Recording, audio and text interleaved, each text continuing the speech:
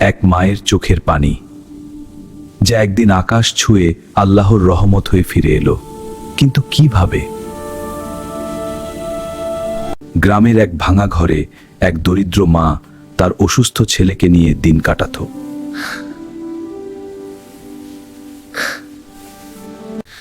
মা, আমার খুব কষ্ট হচ্ছে। আমি কি ভালো হয়ে যাব?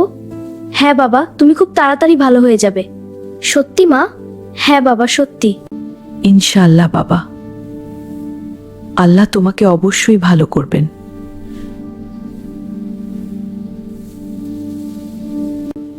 কিন্তু মায়ের কাছে ওষুধ কেনার মতো কোনো টাকা ছিল না।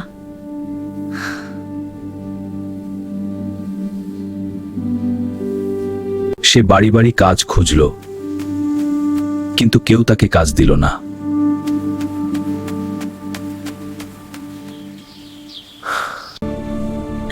হে আল্লাহ, আমার ছেলেকে সুস্থ করে দিন। আমি আর কিছু চাই না। রাতে সে ছেলের মাথায় হাত রেখে দোয়া করতে লাগলো। চোখের পানি থামছিল না।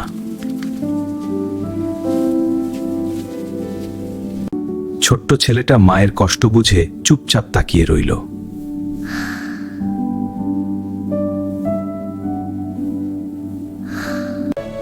মা, তুমি কেঁদো না। আল্লাহ তো আমাদের দেখছেন।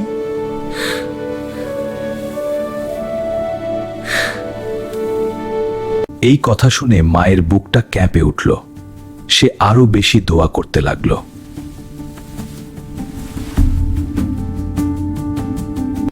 পরদিন সকালে হঠাৎ দরজায় কড়া নাড়ার শব্দ হলো।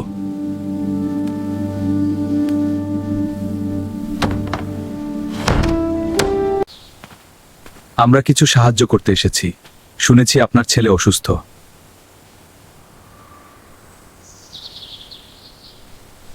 লোকটির হাতে ছিল ওষুধ আর কিছু টাকা, যেন আল্লাহর রহমত এসে পৌঁছালো। আলহামদুলিল্লাহ, আপনি আমাদের বাঁচালেন।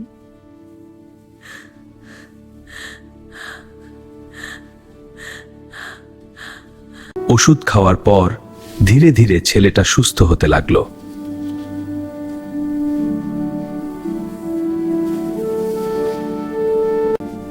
মা, আমি এখন ভালো আছি। তুমি আর কেঁদো না।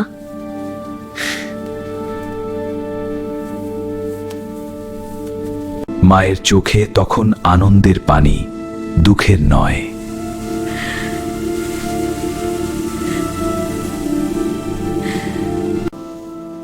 সে বুঝতে পারল তার দোয়া আর চোখের পানি কখনোই বৃথা যায়নি।